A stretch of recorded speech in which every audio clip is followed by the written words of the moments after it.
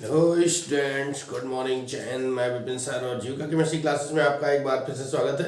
Hello students, आज हम लोग अनसॉल्व पेपर सीरीज के क्रम में आगे बढ़ने वाले हैं, जो कि हम लोग लाए हैं 2023 chemistry unsolved paper set number 5 347 CE।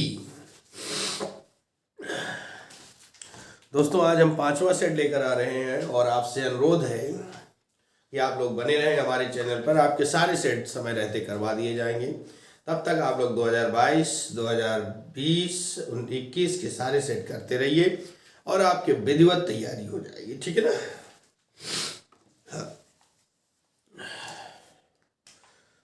थोड़ा सा तबीयत खराब है और दोस्तों कमेंट कर दें, शेयर कर दें, चैनल को लाइक करते रहें। और आगे यानी आपके बोर्ड एग्जाम के बाद केमिस्ट्री का प्लस बायोलॉजी का नीट से रिलेटेड बैच लगेगा, वो भी फ्री में। तो बने रहे हमारे चैनल पर और आप पढ़ते रहे अपनी केमिस्ट्री और बायोलॉजी। ठीक है? कमेंट करते समय अपना नाम और डिस्ट्रिक्ट नेम ना भूलें। और आज की सीरीज में हम लोग स्टार्ट करते हैं। पहला क्वेश्चन सॉरी, पोटेशियम सल्फेट है, पहले का नंबर है। पोटेशियम सल्फेट है, आयनिक ठोस होता है। पहले का पहला सही आयनिक ठोस माने K2SO4 होता है और ये वाटर में डिसॉल्व हो जाता है 2K plus plus SO4 double minus में इस आयनों में टूट गया, इसलिए इसे आयनिक ठोस कहते हैं। खा नंबर क्वेश्चन, 180 ग्राम जल में कितने मोल जल होता है? तो आपको पता है कि इसमें 10 मोल आएगा। आंसर आपका थर्ड ऑप्शन सही है, 10 मोल आएगा। कैसे आएगा? मोलों की संख्या बराबर ग्राम में मात्रा 180 है बटे अणुभार जल का 18 होता है, 18 दाम 180। गा नंबर का क्वेश्चन है, अभिक्रिया 2A+2B एरोमार्ग उत्पाद के लिए वेग स्थिरांक समीकरण RAB² द्वारा व्यक्त किया जाता है। तो अभिक्रिया की आणविकता, इसका सेकंड ऑप्शन सही है, 3 होगा। उसने लिखा है R=A और B²। तो गुणा में क्या होता है, घातें जुड़ती है, इसकी घात 2 और इसकी घात 1 = 3।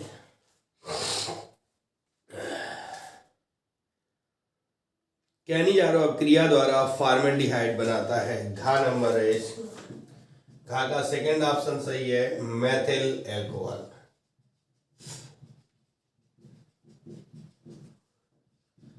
अंगा नंबर पर चलते हैं।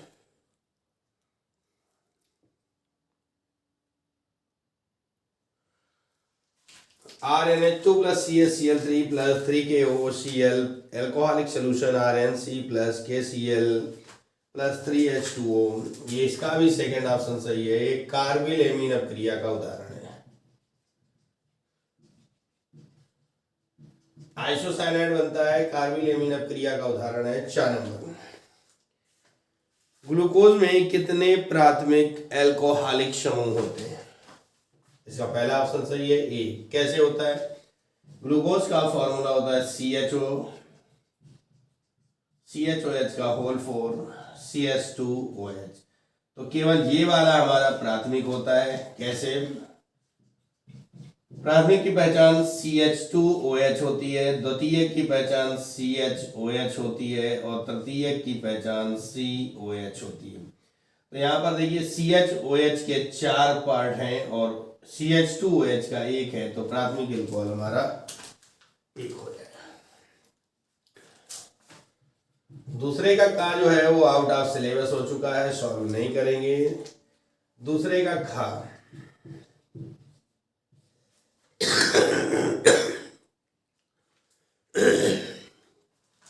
साफ कर लेते हैं बोर्ड को और आगे बढ़ते हैं।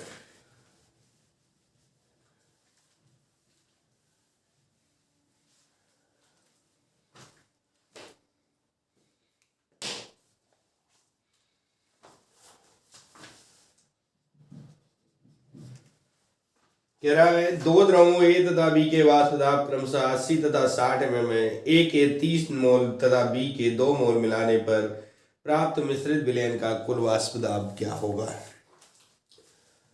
तो ए के मोल बराबर दिया गया है 3 और बी के मोल बराबर दिया गया है 2। कुल मोल करेंगे, कुल मोल बराबर हो जाए 3 + 2 बराबर 5 मोल। ठीक है ना, 5 मोल। ए का आंशिक दाब बराबर, आंशिक दाब बराबर क्या होता है, दाब गुणे मोल प्रभाज, मोल फ्रैक्शन। तो PA × XA। ठीक है, तो PA ए का 80 mm दिया गया है इंटू XA हो जाएगा मोल फ्रैक्शन निकालेंगे तो ए के मोल बटे कुल मोल, ये हो जाएगा। इसका डिवाइड करेंगे तो 16 × 5 = 80 होता है, 16 × 3 = 48 mm। फिर बी का आंशिक दाब PB × XB।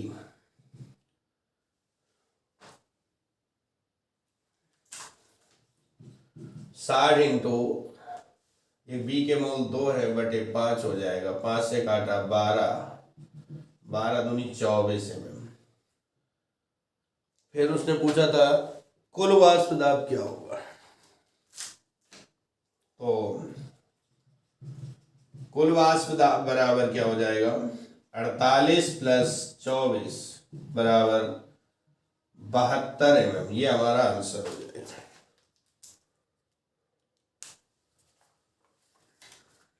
आप लोग नोट करिए, हम लोग आगे चलने वाले हैं। क्वेश्चन दूसरे का गाय सिल्वर नाइट्रेट की घोल में कॉपर की छड़ डालने पर, डुबोने पर विलयन का रंग नीला क्यों हो जाता है, व्याख्या करें। दूसरे का गा नंबर, सिल्वर नाइट्रेट के विलयन में कॉपर की छड़ डालने पर कॉपर परमाणु क्यूप्रिक आयन में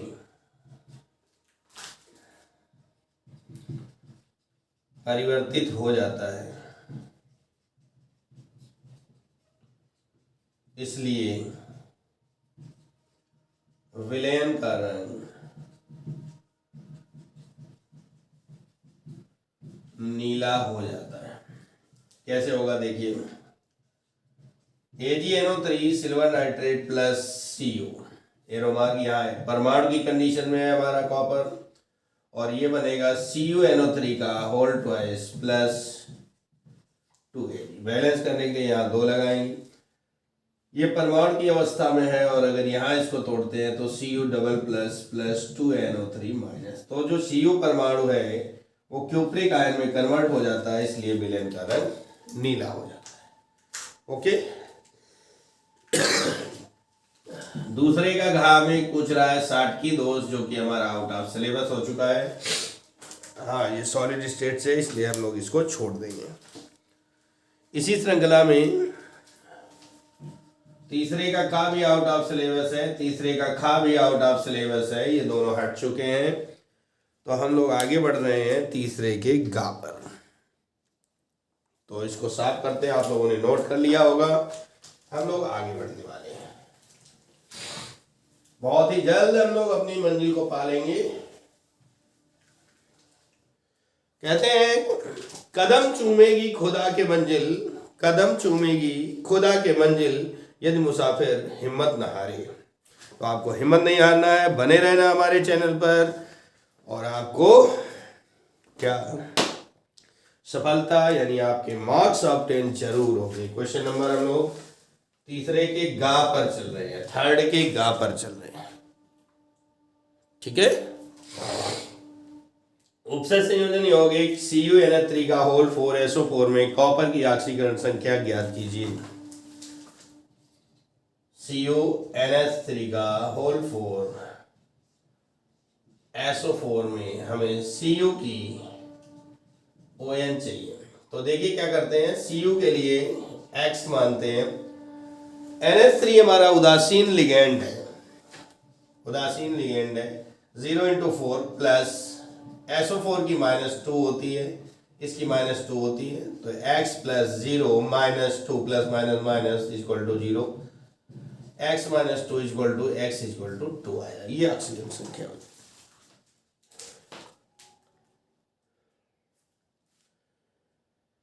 अगला कह रहा है तीसरे के घा में ग्लूकोज की ब्रोमीन जल के साथ, तीसरे का घा ग्लूकोज, ग्लूकोज का फॉर्मूला होता है CHO, CHOH का होल 4 CH2OH। ब्रोमीन जल के साथ ऑक्सीकरण करवाएंगे, ब्रोमीन वाटर या ब्रोमीन जल हिंदी में लिख दीजिए। तो इसमें ऑक्सीकरण होता है भैया, ब्रोमीन जल के साथ क्रिया कराने पर क्या होता है, ऑक्सीकरण होता है और ग्लूकोनिक एसिड बन जाएगा, COOH हो जाएगा, CHOH का होल 4 हो जाएगा, CH2OH, it's gluconic acid, gluconic acid बन जाएगा। ठीक है, नेक्स्ट बात करते हैं क्वेश्चन नंबर 4 के का पर।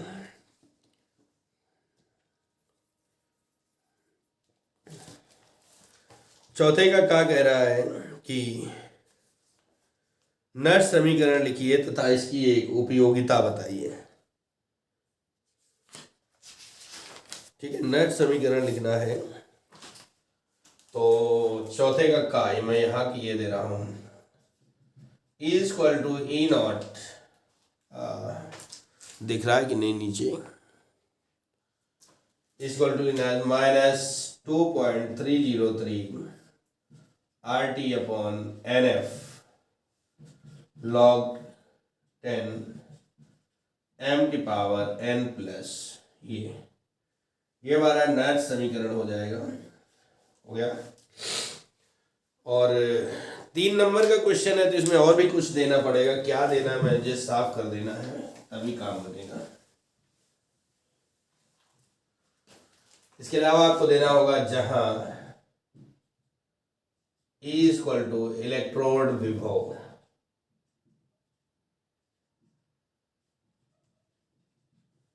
E0 = हो जाएगा स्टैंडर्ड इलेक्ट्रोड विभव, potential. R = gas constant, T = absolute temperature,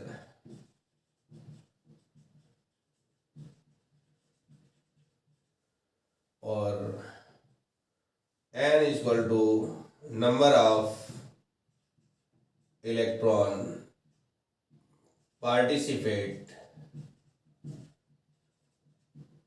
इन reactions, F = Faraday number, log, और its value 96500 coulomb, log 10 m⁴n+ change in concentration, change in concentration, ये लिखना है, इतना तो देना है। और उसने कहा साथ में उपयोगिता बतानी है, तो यूजेस भी देना है, इसका उपयोग भी क्या करते हैं। तो यूजेस में आपको ये बताना है,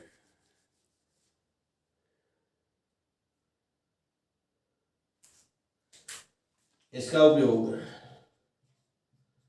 विद्युत, रासायनिक, सेल की कमी क्षमता या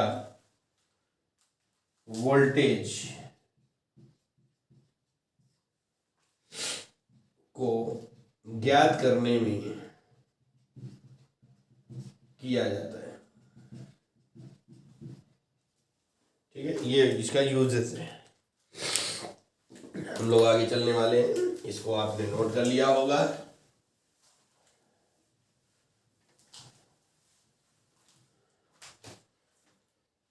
क्वेश्चन नंबर 4 का खा, 4 का खा जो है वो पृष्ठ रसायन का है, हटा हुआ है, आउट ऑफ सिलेबस है। 4 के गा पर कह रहा है एसिटिलीकरण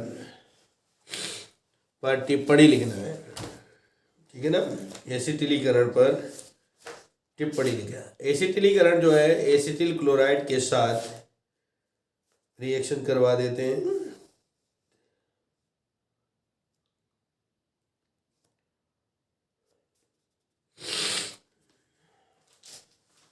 तो 4 का गा हेडिंग डालेंगे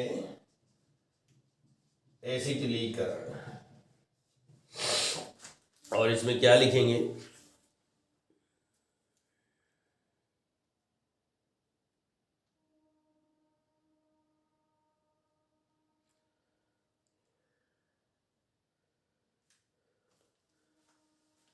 जब किसी अल्कोहल, फेनॉल या एमीन की क्रिया एसिटिल क्लोराइड CH3COCl के साथ कराते हैं, तो जब किसी अल्कोहल, फेनॉल या एसिटिल प्राथमिक एमीन की क्रिया एसिटिल क्लोराइड के साथ कराते हैं तो इनके OH समूह तथा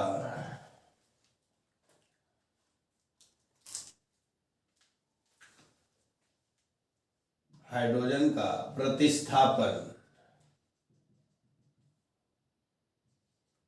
RCOCl नहीं RCO समूह द्वारा, यहां पर हम R भी कर सकते हैं ना, द्वारा हो जाता है।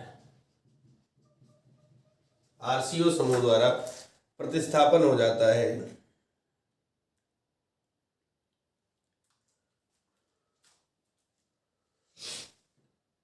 यह अभिक्रिया एसिटिलीकरण कहलाती है। फॉर एग्जाम्पल, मान लो हमने ले लिया अल्कोहल, जैसे कि OH प्लस ClCOCH3, उल्टा लिख दिया मैंने, R की वैल्यू CH3 लिखा है और CH3COCl को उल्टा लिखा है। उल्टा लिखने का हमारा औचित्य मात्र इतना है कि HCl पार्ट बाहर हो जाएगा, बनेगा क्या CH3CO, ये हमने रखा। एक और हमारा बचा हुआ है और C2H5 प्लस HCl बन गया क्या, एथिल एसीटेट, ठीक है ना। यहीं पर हम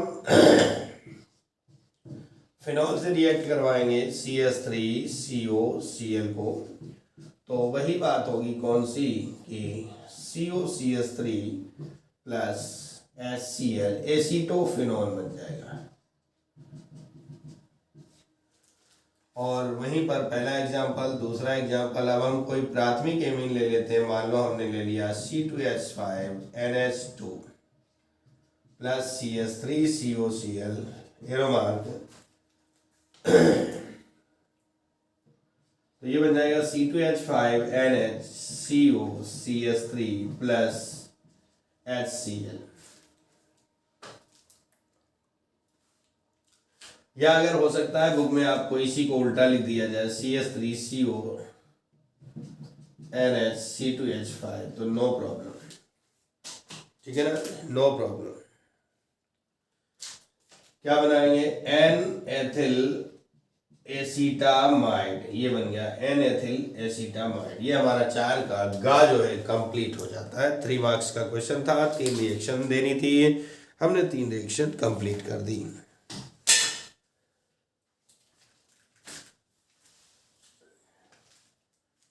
चार के घा की ओर चलते हैं।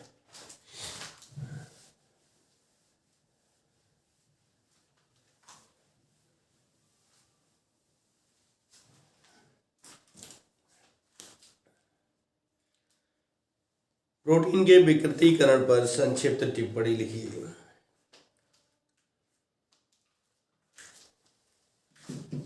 चौथे का घा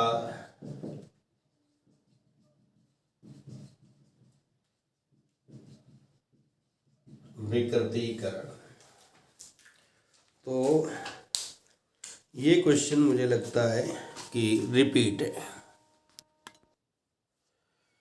प्रोटीन के विकृतीकरण को हम थ्योरेटिकल है और हम इसे सेट नंबर 2 में सॉल्व करवा चुके हैं, वहां से देख लेंगे। आगे हम लोग चलेंगे। ये सेट नंबर 2 में मैं करवा चुका हूं प्रोटीन का विकृतीकरण, वहां से देख लेंगे, समय बर्बाद करने से कोई मतलब नहीं है। 5वें का 4 नंबर के 4 मार्क्स के क्वेश्चन पर हम लोग आ चुके हैं। बहुत जल्दी आगे सॉल्व होने वाला है। 27 डिग्री सेंटीग्रेड पर यूरिया के m/10 मिलियन का परासरण दाब ज्ञात कीजिए। आर की वैल्यू दी गई है। टेम्परेचर 27 डिग्री सेंटीग्रेड है। 273 जोड़ करके इसे केल्विन में कन्वर्ट कर लेंगे, 300 केल्विन हो जाएगा। ठीक है ना, 300 केल्विन हो जाएगा। इसके बाद जो कंसंट्रेशन सांद्रता C इक्वल टू दिया गया m/10 मतलब 1/10। ठीक है,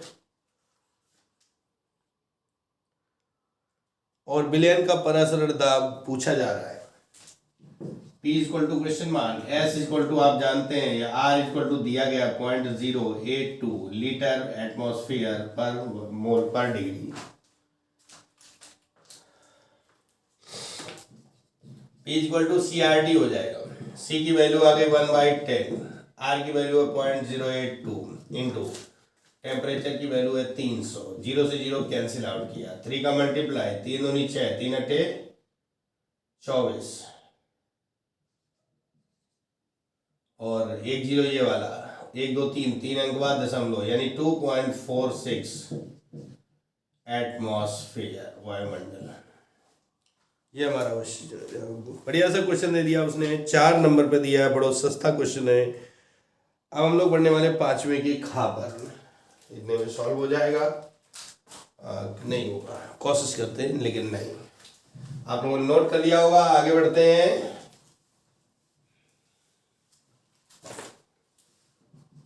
पांचवें का खा कह रहा है कि प्रथम कोण की अभिक्रिया N2O5 एरोमार्क 2NO2 plus half O2 में 318 केल्विन पर N2O5 की प्रारंभिक सांद्रता 1.24। इनिशियल कंसंट्रेशन को हम लोग ए से नोट करते हैं 1.24 इंटू 10 की पावर, इसको मैं 1 सेकेंड, -2 मोल पर लीटर है। 60 मिनट के उपरांत, यानी टाइम कितना हुआ 60 मिनट के उपरांत 0.02, तो a माइनस एक्स की वैल्यू जो आ गई वो कितनी है 0.20 इंटू 10 की पावर -2 मोल पर लीटर रह जाती है। वेग स्थिरांक k की गणना करना है। क्या करेंगे, फर्स्ट ऑर्डर का reaction 2.303 upon t log a minus x, 2.303 upon 60 time 60 minute है, लॉग 1.24 इंटू 10 की पावर -2 अपॉन 0.20 इंटू 10 की पावर -2। पावर से पावर कैंसिल हो जाएगी, पॉइंट से पॉइंट हट जाएगा।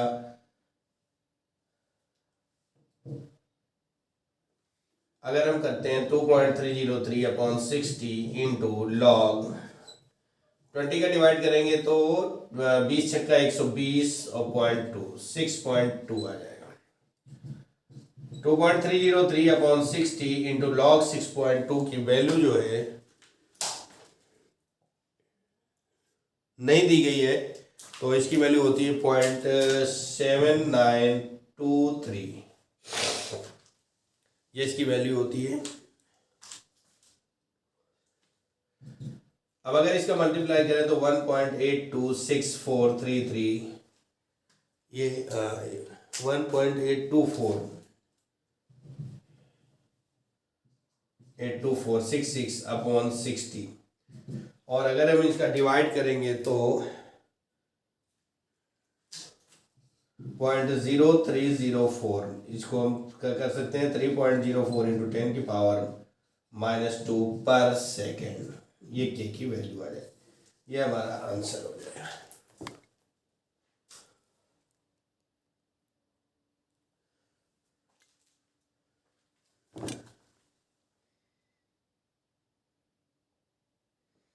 ठीक है।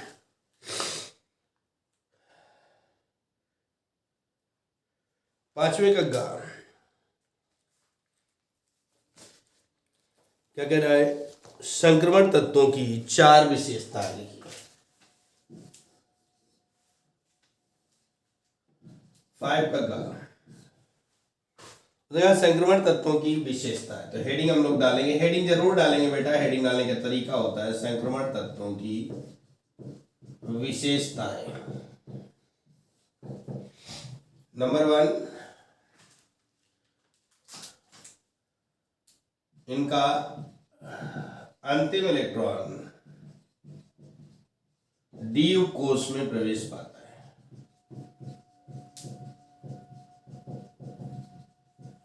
नंबर 2, इनके बाह्य कोश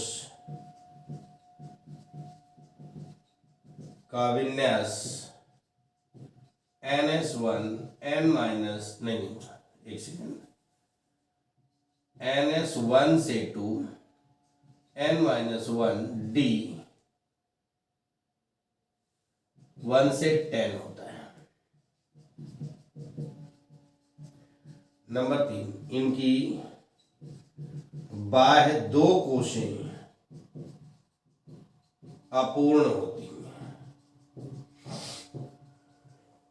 नंबर 4, इनके आयन व यौगिक प्रायः रंगीन होते हैं। नंबर 5,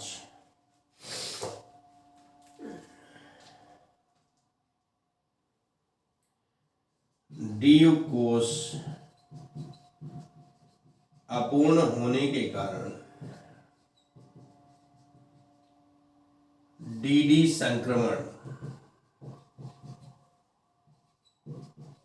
करते हैं। नंबर 6, डी कोश में अयुग्मित इलेक्ट्रॉन होने के कारण अनुचुंबकीय गुण प्रदर्शित करते हैं। तो ज्यादा नहीं, वैसे तो 4 पूछी है, मैंने आपको 6 दे दिए लिख करके, तो आप लोग अपने हिसाब से इसको सॉल्व कर सकते हैं। चाहे 4 लिख दें या 6 लिख दें, आपको नंबर तो 4 ही मिलने वाले हैं। इस तरह से ये काम कंप्लीट होता है। और अब हमको चलना है 5वें के घा पर।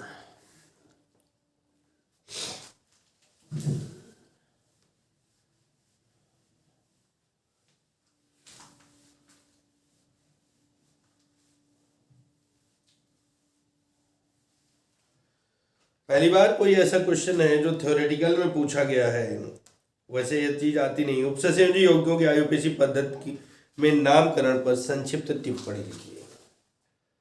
5वें का कारण आईयूपीएसी पद्धति में नामकरण है।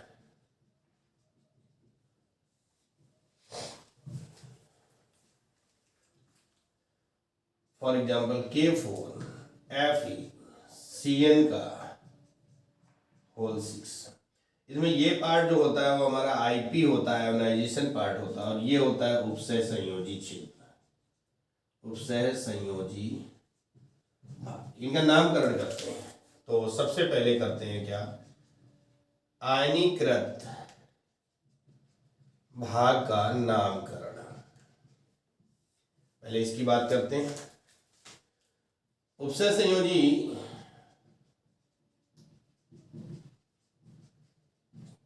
यौगिक में सर्वप्रथम आईपी माने आयोनाइजेशन पार्ट होता है, यानी आयनीकृत भाग का नाम लिखते हैं। आईपी धनात्मक या ऋणात्मक हो सकता है। अगर ब्रैकेट बड़े ब्रैकेट से पहले है तो धनात्मक है, और बड़े ब्रैकेट के बाद में है तो ऋणात्मक होगा। फॉर एग्जाम्पल जैसे दिखाऊं CuNH3 का होल 4 SO4, तो ये वाला आईपी जो है आईपी वो निगेटिव होगा और ये वाला पॉजिटिव होगा। ठीक है, उसी के आगे बढ़ते हैं कि यदि आईपी धनात्मक है तो उसका नाम पहले लिखा जाएगा, और यदि ऋणात्मक है तो उसका नाम बाद में लिखा जाएगा। आईपी का नाम लिखते समय संख्यात्मक मान नहीं लिखा जाएगा।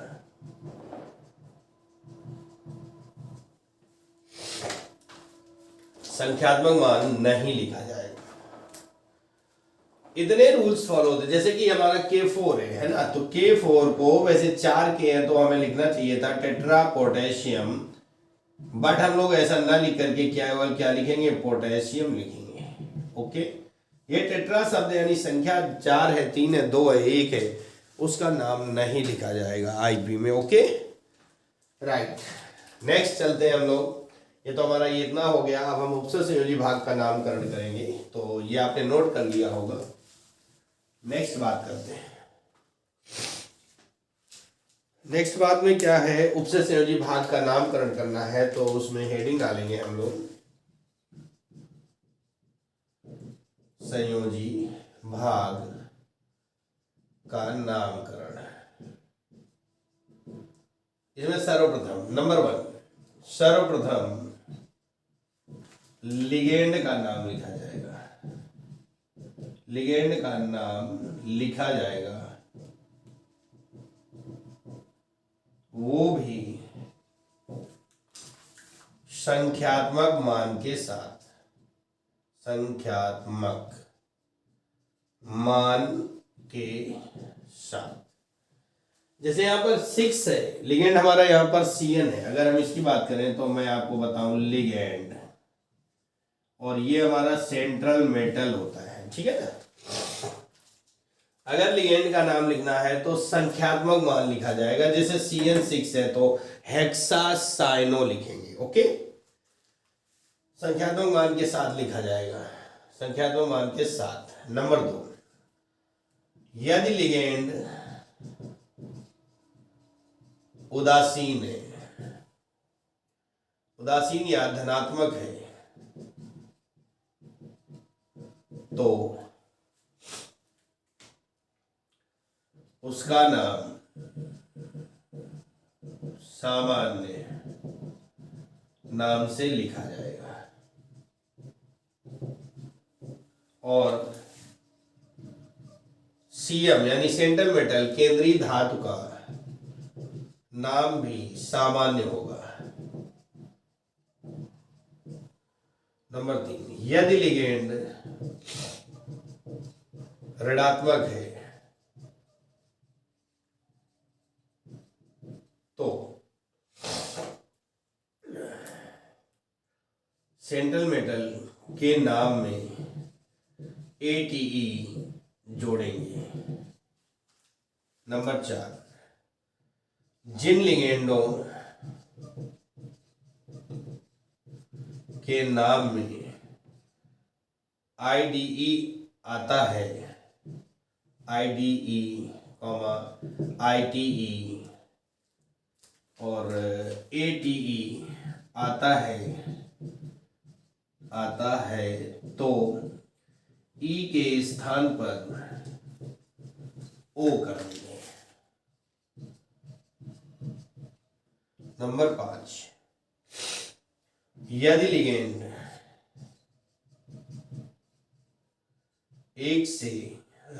यदि लिगेंड एक दंती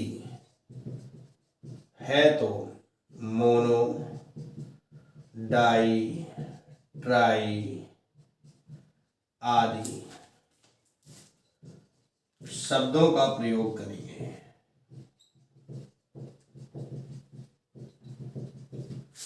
आदि शब्दों का प्रयोग करेंगे। नंबर 6, यदि लिगेंड द्विदंती या त्रिदंती है तो बिस या ट्रिस शब्दों का प्रयोग करेंगे।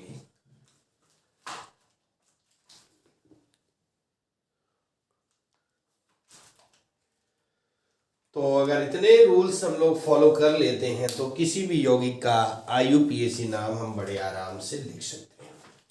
और अगर इसकी डिटेल आपको चाहिए, यानी इस चैप्टर को डिटेल से देखना है, नामकरण को और ज्यादा डिटेल से आपको देखना है, समझना है, तो हमारी प्लेलिस्ट पर जा करके ठीक है, चैप्टर नंबर 9 को देखिए। कोऑर्डिनेशन कंपाउंड में पूरा विधिवत विद एग्जाम्पल 60 एग्जाम्पल के साथ मैंने आपको 6 वीडियो मिलेंगे 60 एग्जाम्पल के, और पूरी थ्योरी के 8 और मिल जाए। 14 वीडियो में आपका पूरा चैप्टर मैंने सॉल्व कर रखा है। आप वहां पर से जा करके आप अपनी पढ़ाई को कर सकते हैं, अगर बहुत ज्यादा डिटेल में चाहिए तो, ठीक है। और वैसे आपको चाहिए नहीं, क्योंकि आपको शॉर्ट का जमाना है, ज्यादा आपको जानकारी चाहिए, आप लोग पढ़ते नहीं हो, ध्यान नहीं देते हो। चलिए हम लोग आगे बढ़ते हैं 6वें के का पर, क्योंकि हमारे पास समय नहीं है, हम लोग आगे बढ़ेंगे।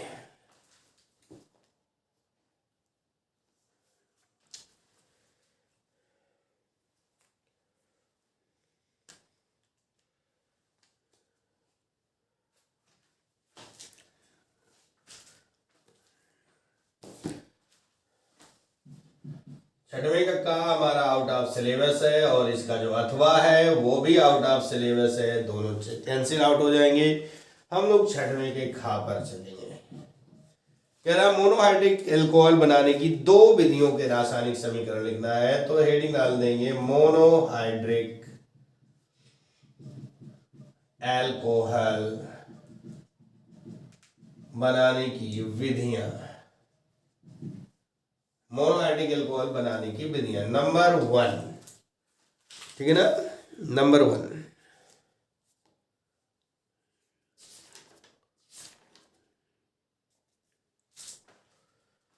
पहला है हेलो एल्केन से।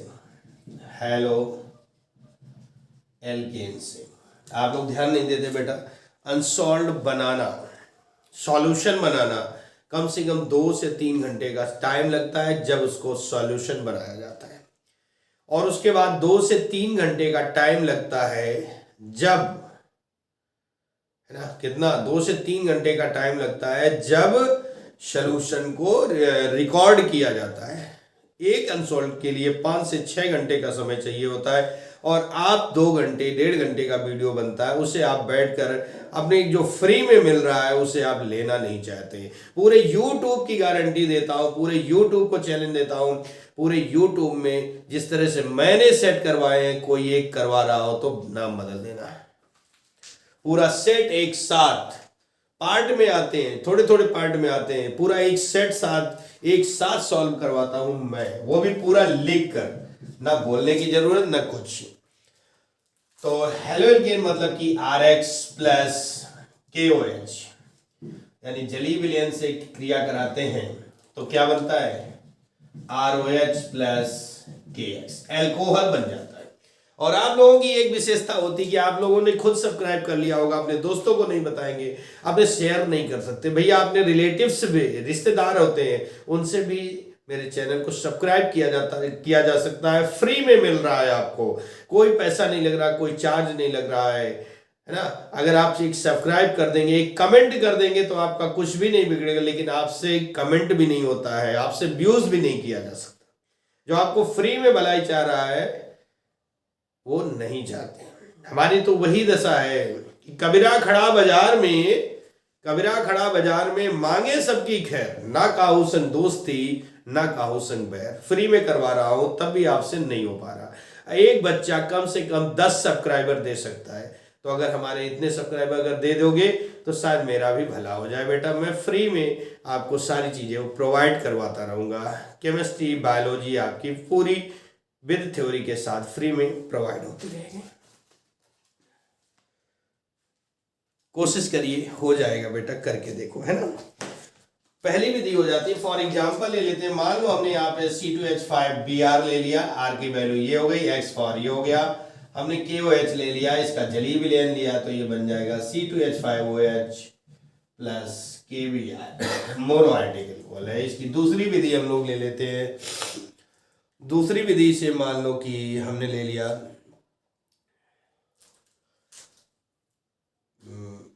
एल्डिहाइड से।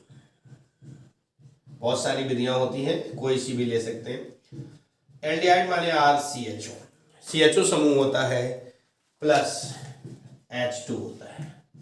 लिथियम एल्यूमिनियम हाइड्राइड की उपस्थिति में अब चयन हो जाएगा और ये बन जाएगा RCH2OH। फॉर एग्जाम्पल R की वैल्यू CH3CHO एसिड एल्डिहाइड बना, प्लस H2 लिया, लिथियम एल्यूमिनियम हाइड्राइड लिया और ये बन गया CH3CH2OH, मोनो आर्टिकल कॉल का एग्जाम्पल कंप्लीट हो गया, है ना। नेक्स्ट बात करते हैं इसी में एथिल अल्कोहल की सांद्र सल्फ्यूरिक अम्ल के साथ विभिन्न तापों पर होने वाली अभिक्रिया के रासायनिक समीकरण लिखना है। तो इसको भी हम लोग लिखेंगे, एथिल अल्कोहल की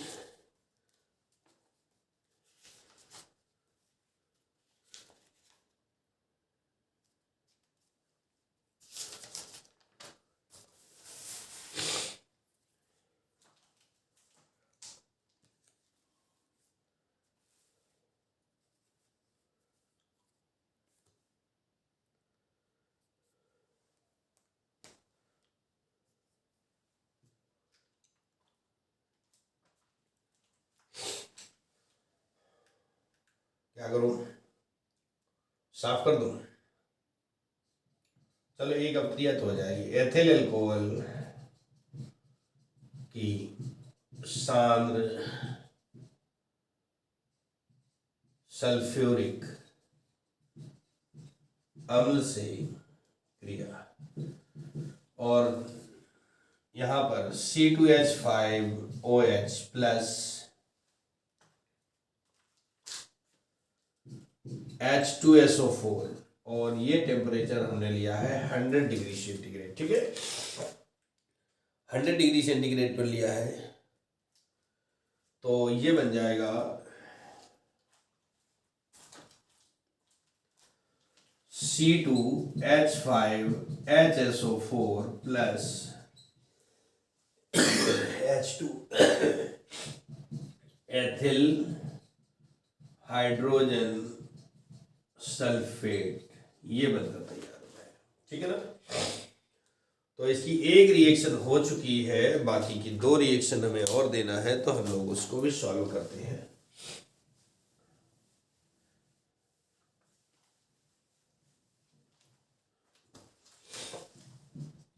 number 2,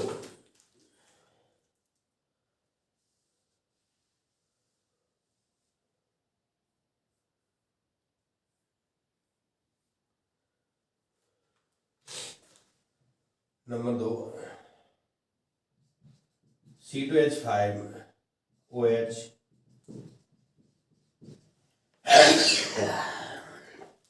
plus H2SO4 100 degree centigrade पर करेंगे C2H5HSO4 plus H2।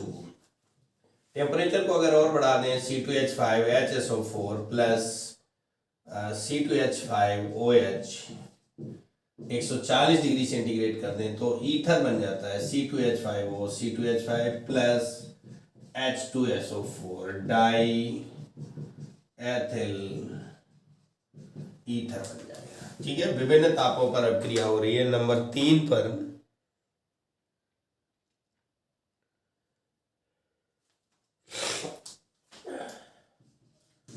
C2H5OH plus, जब हम इसको हीट करते हैं तो पहले टेम्परेचर, चूंकि डायरेक्ट तो हमारा टेम्परेचर बढ़ नहीं जाएगा, तो ये पहले 100 पर आएगा, और 100 पर आने का मतलब है कि ये इतना बना देगा एथिल हाइड्रोजन सल्फेट जो इसमें बना था। और अगर इसको हम और ज़्यादा गर्म करते हैं, यानी कि लगभग 180 डिग्री सेंटीग्रेड पर, तो ये बना देता है क्या, CH2 double bond CH2 plus H2SO4 alkene बना देता है। तो इस तरीके से आपकी एथिल अल्कोहल की सान H2SO4 के साथ होने वाली अपक्रियाओं के रासायनिक समीकरण लिखने थे, जो कंप्लीट हो गया। अब हम लोग छठवें के खा के अथवा पर आएंगे।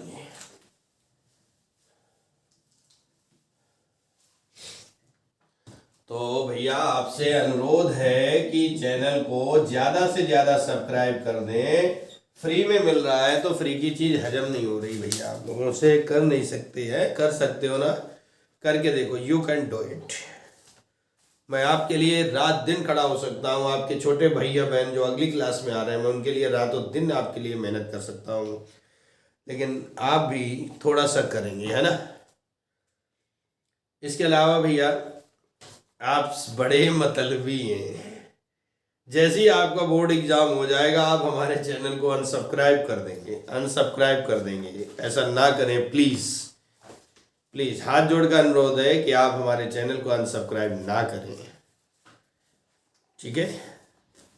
पसंद आए तो देख लीजिएगा वीडियो, नहीं पसंद आए तो कोई बात नहीं, लेकिन अनसब्सक्राइब मत करें, अपने छोटे भाइयों बहनों को बता सकते हैं। छठवें के खा का अथवा में क्या है, रीमर टीमैन अपक्रिया के बारे में पूछ रहा है, और साथ में कोल्बे अपक्रिया के बारे में भी पूछ रहा है। तो पहला हम लोग लिखते हैं राइमर टीमैन अभिक्रिया। राइमर टीमैन अभिक्रिया क्या होती है इसके बारे में जान लेते हैं।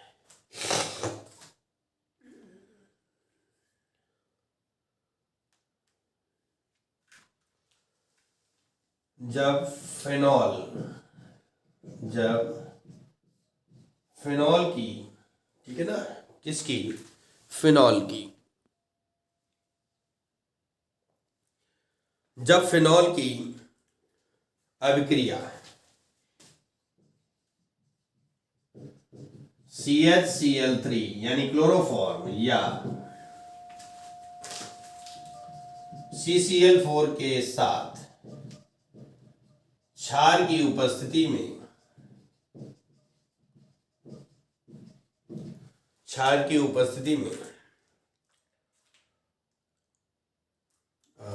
क्षार के जलीय विलयन की उपस्थिति, क्षार के जलीय विलयन की उपस्थिति में कराते हैं। जब फिनॉल की अपक्रिया क्लोरोफॉर्म या CCl4 के साथ क्षार के जलीय विलयन की उपस्थिति में कराते हैं तो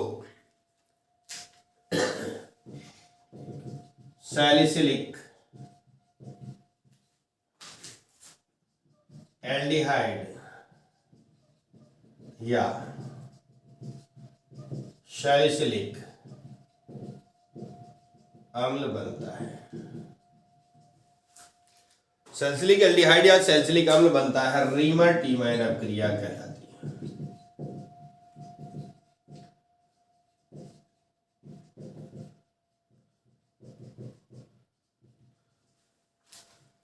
रीमर टीमैन अपक्रिया कहलाती है। फॉर एग्जाम्पल आइए क्या हो जाएगा,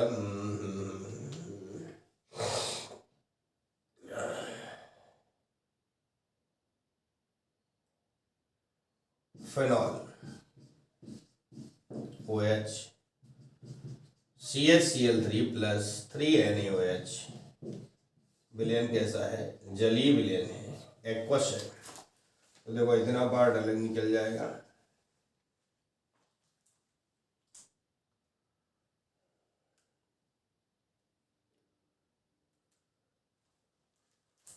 तो बनेगा का सैलिसिल्डिहाइड CHO plus 3NaCl plus 2H2O, ये बच्चे ये बना सैलिसल्डिहाइड, सैलिसल्डिहाइड। और अगर हम इस फिनॉल की क्रिया OH CCl4 प्लस 4NaOH के जली विलेन के साथ करवाते हैं तो सैलिसिलिक एसिड बनेगा COOH, ये है सैलिसिलिक अम्ल, सैलिसिलिक अम्ल, और बन जाएगा क्या 4NaCl प्लस 2H2, ये बनेगा।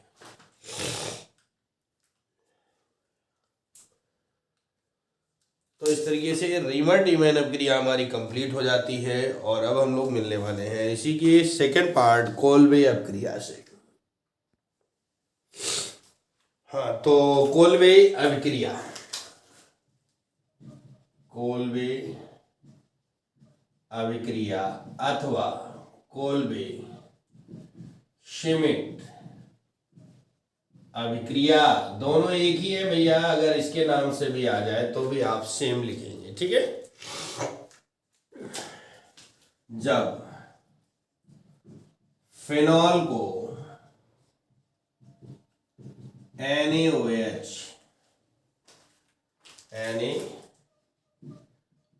के साथ, जब फिनॉल को NaOH के साथ अभिकृत कराते हैं तो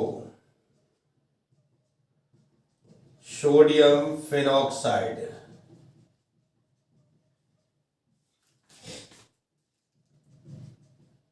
बनता है,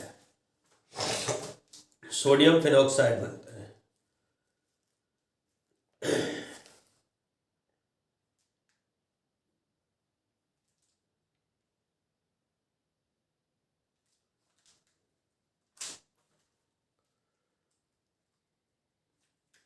जो CO2 के साथ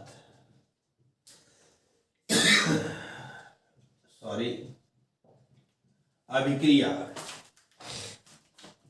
करके सोडियम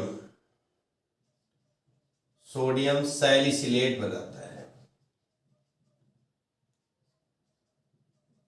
सोडियम सैलिसिलेट बनाता है।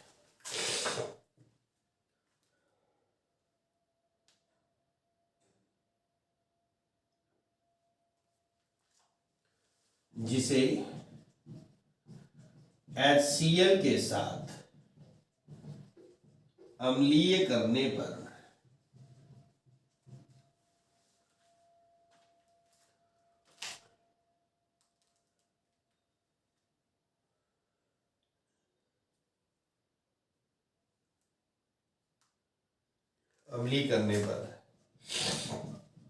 सैलिसिलिक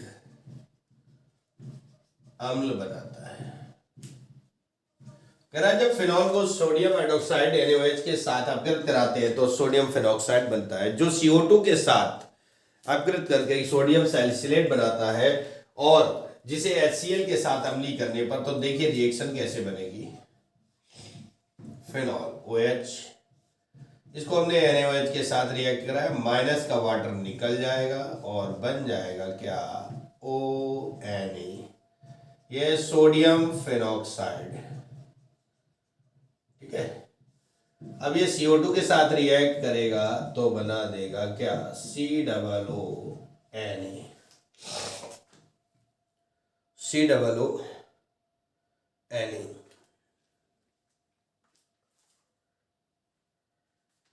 और ये जो O है यहाँ पर OH बना लेगा, ठीक है। एक काम करते हैं, ठीक है, और इसको HCl के साथ अम्लीय करा देते हैं तो क्या बन जाएगा। एक काम करो कि ठीक है, ये OH रहा, ये COONA रहा, और ये बना देगा OH, और ये हो जाएगा COOH। यही हमारा सैलिसिलिक माइनस का NaCl यहाँ पर चला जाएगा। अम्ल अथवा काउंट करें तो 1 to 2 हाइड्रोक्सी बेंजोइक अम्ल। IUPAC नाम की बात करें तो ये हो जाएगा 2 हाइड्रोक्सी बेंजोइक अम्ल हो जाएगा।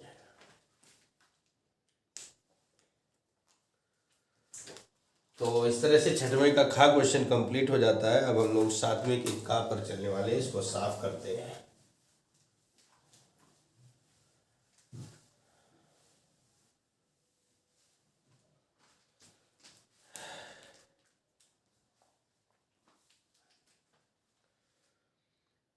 निम्नलिखित को क्लोरोबेंजीन से कैसे प्राप्त करेंगे? रिएक्शंस देना है, ठीक है। पिक्रिक अम्ल निम्नलिखित को क्लोरोबेंजीन के साथ कैसे प्राप्त करेंगे?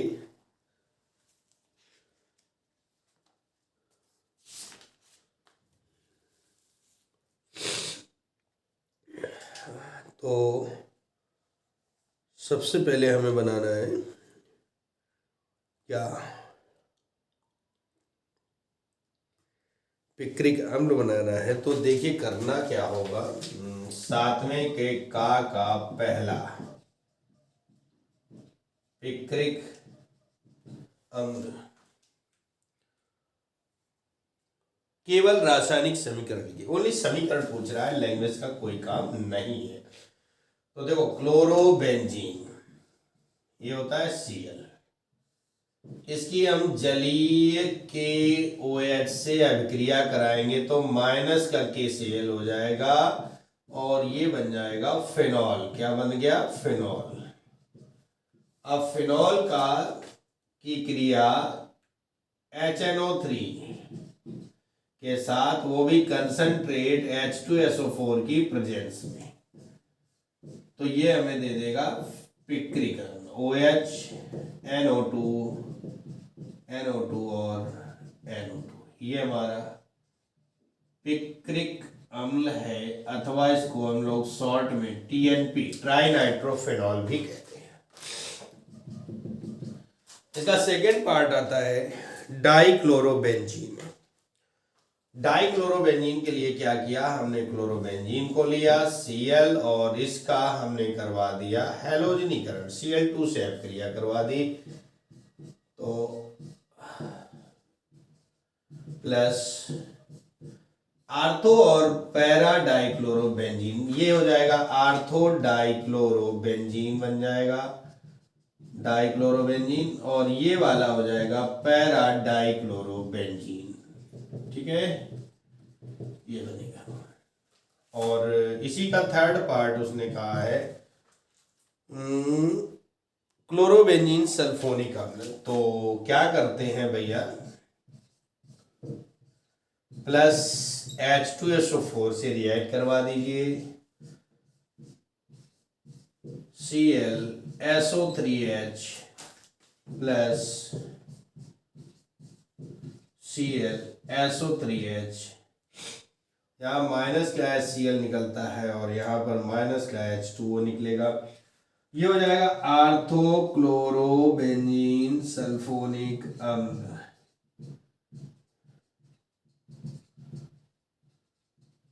और ये हो जाएगा पैराक्लोरोबेंजीन सल्फोनिक अम्ल। ये भैया Cl है, थोड़ा मेरी राइटिंग खराब है इसलिए ऐसा, ठीक है। सातवें का कंप्लीट हो गया। सातवें के का अथवा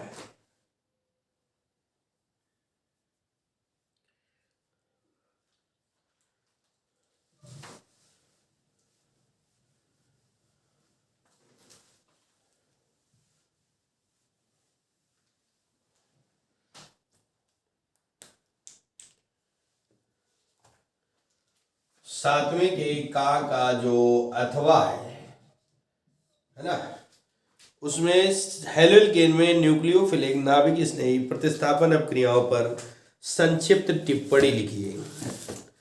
तो इसके बारे में हम आपको कराए दे रहे क्वेश्चन आपका।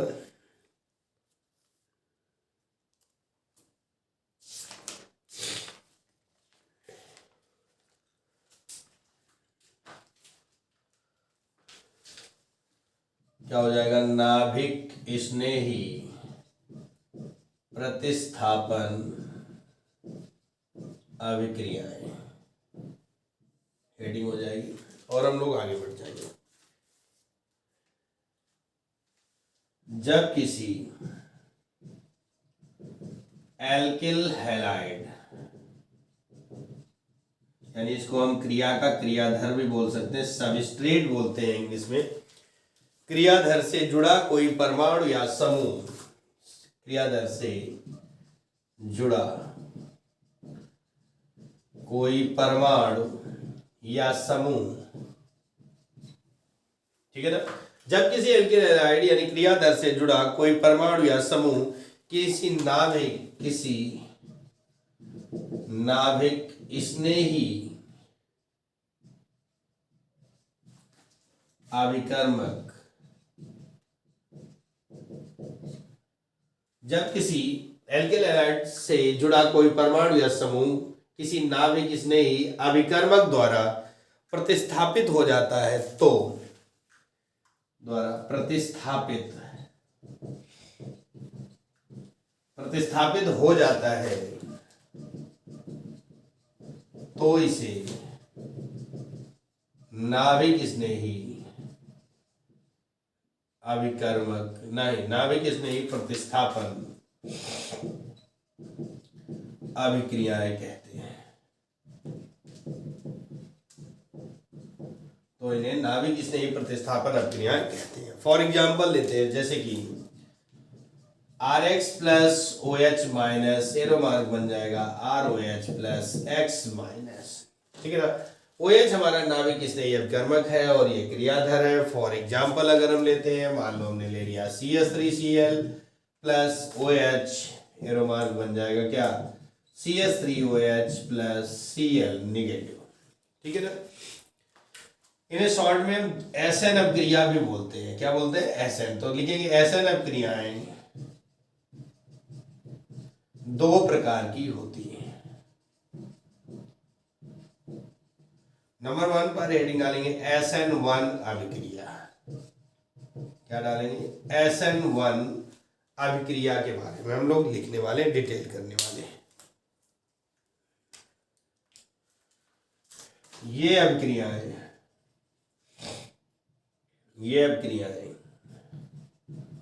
दो पदों में पूरी होती है। SN क्रिया जो है वो कितना, क्या कह रहा है, ये क्रिया दो पदों में पूरी होती है, ठीक है। SN क्रिया कितने में होगी भैया, दो पदों में कंप्लीट होती है। इस अभिक्रिया में सर्वप्रथम इस अभिक्रिया में सर्वप्रथम एल्किल हैलाइड, इस अभिक्रिया में सर्वप्रथम एल्किल हैलाइड विषम विखंडन द्वारा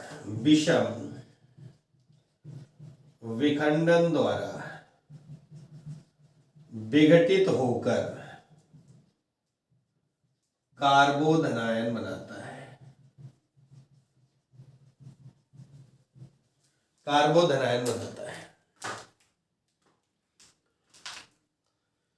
विषम विखंडन द्वारा विघटित होकर सर्वप्रथम कार्बोधनायन बनाता है। तो अगर हम इसका फर्स्ट स्टेप देखें,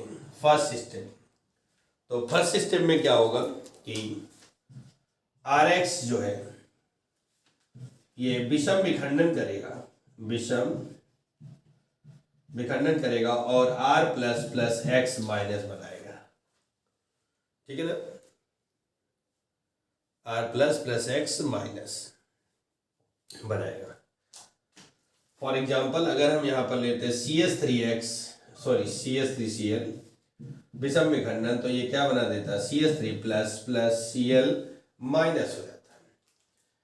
ये हमारा जब कार्बन परमाणु धनावेशित होता है तो उसे हम लोग बोलते हैं कार्बोधनायन। क्या बोलते हैं भैया, कार्बोधनायन बोलते हैं। अब हमें ऊपर चलना पड़ेगा, ठीक है। तो ये वाली मैं साफ कर देता हूं और अभी इसी की कहानी चल रही है SN1 की, उसके बाद SN2 की चलेगी कहानी। तो इसमें क्या होता है फिर द्वितीय पद में सेकंड स्टेप में क्या होता है, प्राप्त कार्बोधनायन जो कार्बोधनायन हमें मिल रहा है, कार्बन परमाणु पॉजिटिव आ रहा है, तो प्राप्त कार्बोधनायन, और ये एक चीज और होती है बेटा, ये रिएक्शन स्लो मोशन में होती है। कैसे होती है? Slow motion. प्राप्त कार्बोधनायन तीव्रता से नाभिक स्नेही अभिकर्मक द्वारा अभिकृत होकर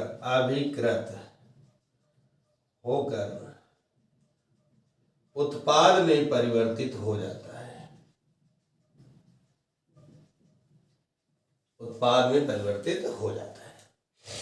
मतलब कि जो कार्बोधनायन यहां मिला था वो तीव्रता से नाभिक स्नेही अपकर्मक द्वारा अपकृत होगा। For example R positive plus OH negative, है ना, ये मिल गया क्या? ROH। ये प्रोडक्ट बन गया, जो हम बना रहे थे प्रोडक्ट बन गया, उत्पाद बन जाता है। For example CH3 positive plus OH negative, arrow mark बन जाएगा CH3OH, उत्पाद। तो ये हमारी SN1 अभिक्रिया कंप्लीट हो जाती है। ठीक है, और एक काम करते हैं, इसका एग्जाम्पल थोड़ा सा मैं चेंज करता हूं, क्योंकि ये अभिक्रिया मोस्टली कौन देता है? तृतीयक हैलोइल केन देते हैं, थर्ड डिग्री हैलोइल केन देते हैं। तो इसका एग्जाम्पल ऐसा बनेगा R1 R2 R3, ये, और ये हो जाएगा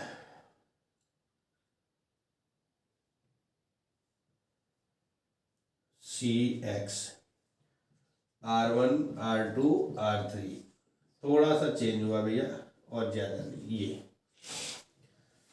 तो R1 R2 R3, ये C, ये पॉजिटिव हुआ था और ये बना product R1 R2 R3। Language में कोई टेंशन नहीं है, COH, ये बन जाएगा। इसका एग्जाम्पल अगर हम यहाँ पर लेते हैं तो क्या ले लेंगे? CH3 CH3 CH3 CX, ये थर्ड डिग्री हैलोइल केन है, विषम विखंडन करेगा तो क्या कर देगा? CH3 CH3 CH3 C positive plus Cl negative, ये हो जाएगा। कार्बोधनायन मिला। ये कार्बोधनायन एग्जाम्पल के तौर पे CH3 CH3 CH3 C positive plus OH negative, ये बना देगा CH3 CH3 COH, ये उत्पाद बन जाएगा।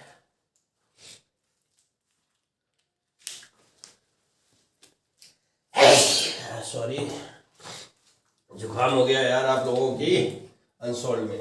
चलिए आगे बढ़ते हैं। इसका अभी एक अभिक्रिया रहेगी SN2।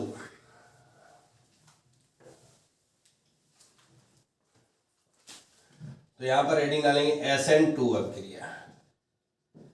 SN1 चल रही थी, SN1 कंप्लीट हो गई, अब हम लोग SN2 पर आ जाते हैं। तो ये अभिक्रिया है,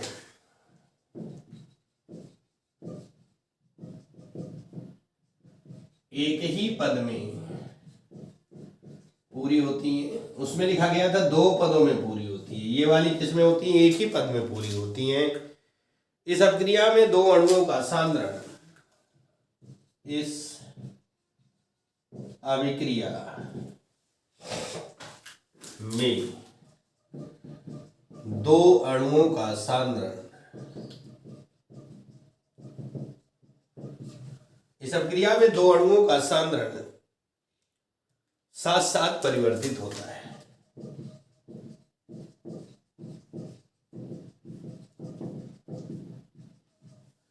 दो अणुओं का सांद्रण साथ साथ परिवर्तित होता है, इसलिए SN2 अभिक्रिया कहलाती है। एग्जाम्पल लेते हैं।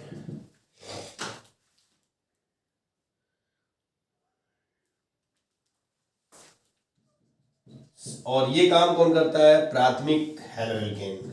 1 डिग्री है जो CH3Br प्लस OH निगेटिव, ये नाभिक स्नेही अभिकर्मक है और ये बना देगा क्या HO CH3Br। तो और ये रिएक्शन कैसी होती है स्लो, यहाँ पर ये यानी ऑक्सीजन परमाणु जो है हमारा आंशिक पार्शियल पॉजिटिव और Br पार्शियल निगेटिव हो जाता है फास्ट। अब ये सेकंड यानी इसी साथ में ये क्या करेगा प्रोडक्ट बना देगा और प्लस Br निगेटिव हो जाएगा। तो इस तरह से हमारी क्या एसन अभिक्रियाएं कंप्लीट हो जाती हैं। अब हम लोग सातवें के खा पर चलने वाले हैं, तो हम इसको साफ करते हैं। आप लोगों ने नोट कर लिया होगा। अगला क्वेश्चन है निम्नलिखित से बेंजोइक अम्ल कैसे प्राप्त करोगे। सातवें के खा का पहला, निम्नलिखित से बेंजोइक अम्ल कैसे प्राप्त करोगे। टॉलुइन से बनाना है।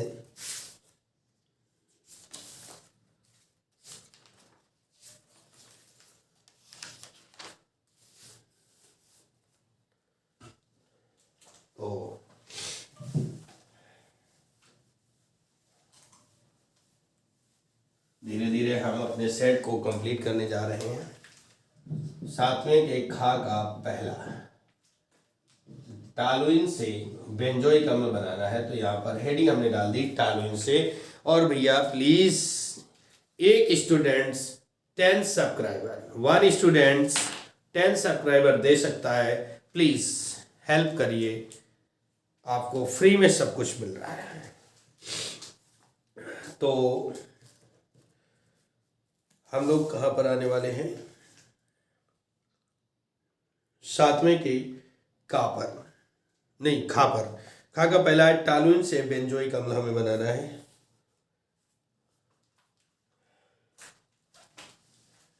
रिएक्शन होगी हमारी, ये CH3 ये टॉलुइन है हमारी, इसका ऑक्सीडेशन करवाएंगे KMnO4 की प्रेजेंस में। KMnO4 की प्रेजेंस में अगर हम इसका ऑक्सीकरण करवाएंगे तो ये बन जाएगा COOH प्लस H2O, ये बेंजोइक अम्ल। नंबर 2 कह रहा है बेंजामाइड से।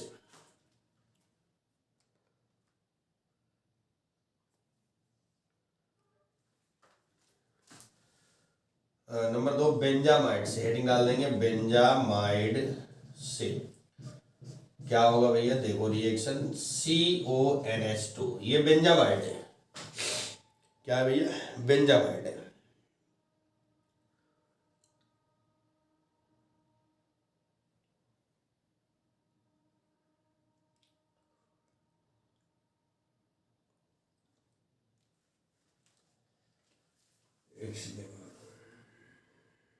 एक काम करो, इसके साथ में KOH भी लेते हैं, KMnO4 KOH, तो ये पहली कंडीशन में बनाएगा COOK, ठीक है, माइनस यहाँ पर ऑक्सीडेशन, ठीक है, 3 और रहेगा और H2O यहाँ दिखाओ। अब इसका जल अपघटन करवाते हैं, वो भी अम्ल की प्रेजेंस में, तब जाकर के ये बना देगा COOH। ऐसी कंडीशन बेंजामाइड है। बेंजामाइड को P2O5 के साथ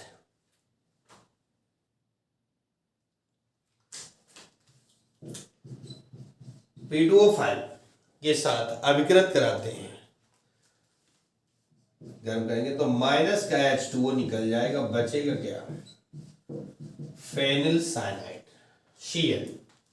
H2O और वो निकल गया फेनिल साइनाइड, जिसका जल अपघटन H2O भी अम्ल की प्रेजेंस में, तो ये बना देगा COOH माइनस HCl, ये बेंजोइक अम्ल है। और इसी का थर्ड पार्ट जो है वो क्या कह रहा है, एथिल बेंजोएट से। एथिल बेंजोएट से रिएक्शन ली, COO C2H5 ये एथिल बेंजोएट है। एथिल बेंजोएट की क्रिया NaOH से कराते हैं, तो COO Na और माइनस C2H5OH सोडियम बेंजोएट बन गया, जिसकी क्रिया HCl से करवा दीजिए तो माइनस का NaCl हो जाएगा और COOH ये बेंजोइक एसिड बन जाएगा।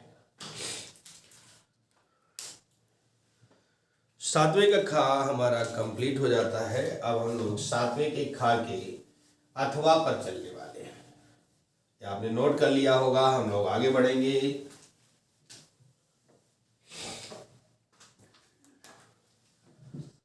सातवें के खा का सेकंड पार्ट अथवा उसने कहा निम्नलिखित पर टिप्पणी लिखना है। पहला दिया है एल्डोल संघनन,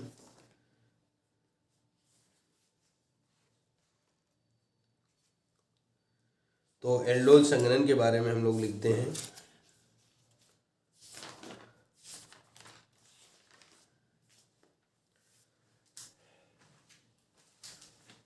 एल्डोल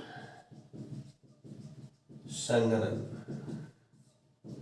पहला कि वे कार्बोनिल यौगिक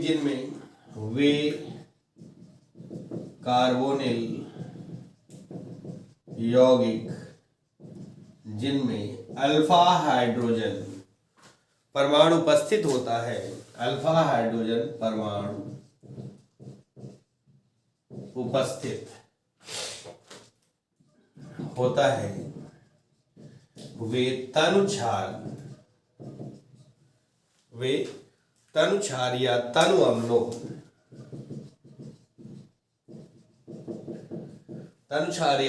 अम्लों की उपस्थिति में संघनित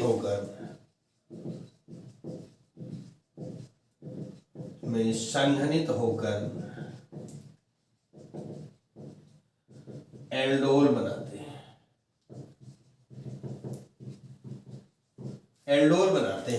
एल्डोल संघनन कहलाता है।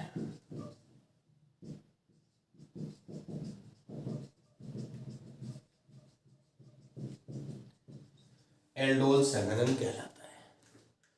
फॉर एग्जाम्पल जैसे CH3C double bond OH plus HCH2 C double bond OH, यानी CH3CHO इसका एक एच इधर ले लिया, उसको मुझे दिखाना है डाइल्यूट बेस या फिर एसिड, तो ये बनाएगा क्या CH3C सिंगल बॉन्ड OH, ये वाला H यहां पर आ जाएगा और बचेगा क्या CH, ये जो जुड़ा था पहले से ही CH2 C double bond OH, ये बन गया एल्डोल। इसी को बोलते हैं क्या एल्डोल संघनन। इसका सेकंड पार्ट उसने क्या दिया है विकार्बोक्सिलेशन।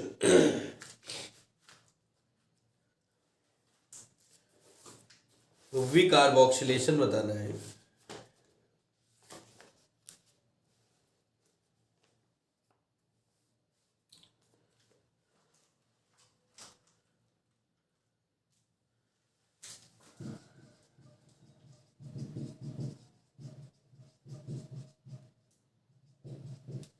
क्या लिखेंगे? सीधे कार्बोक्सिलिक समूह से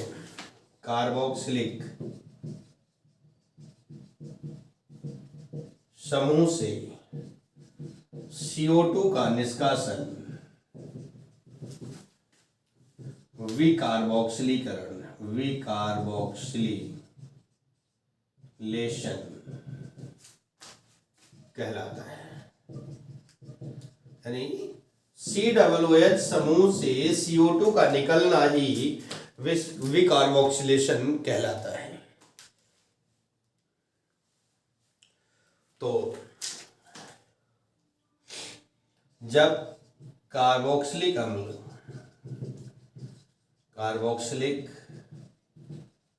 अम्ल की क्रिया सोडा लाइम कराते हैं तो CO2 का निष्कासन हो जाता है। तो CO2 का निष्कासन हो जाता है।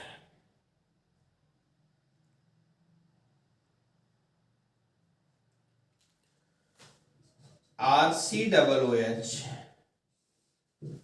Soda lime NaOH plus CaO heat करेंगे तो RH प्लस CO2 ये अब क्रिया हो जाएगी, है ना।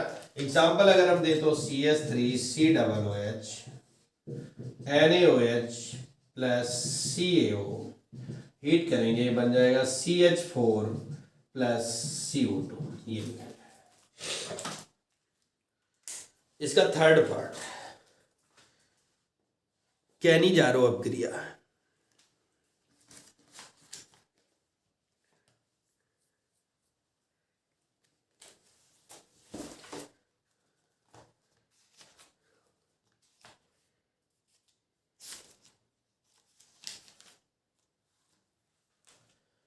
जो थर्ड पार्ट है कैनिजारो अपक्रिया,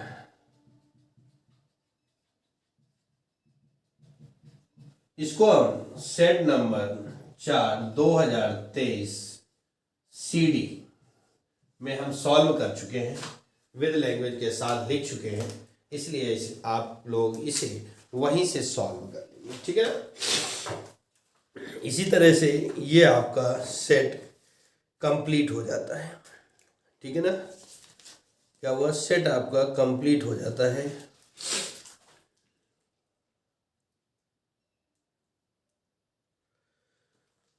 और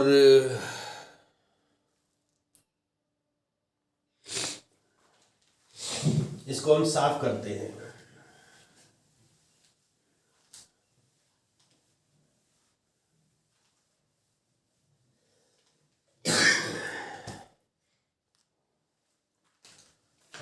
सेट नंबर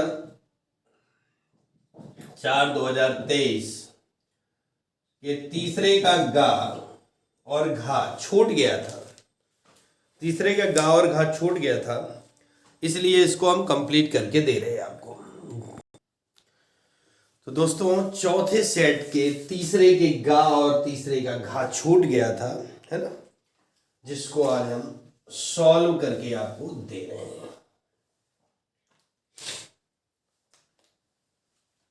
क्वेश्चन था हमारा तीसरे का गा की FeSO4 विलयन तथा, क्वेश्चन तो आप लोग पढ़ ही लेंगे, हम सीधे आंसर देते हैं। FeSO विलयन तथा NH4 का वोल्टोएशन यानी अमोनियम सल्फेट विलयन 1:1 में अगर मिलाते हैं तो मोहर लवण बनाते हैं,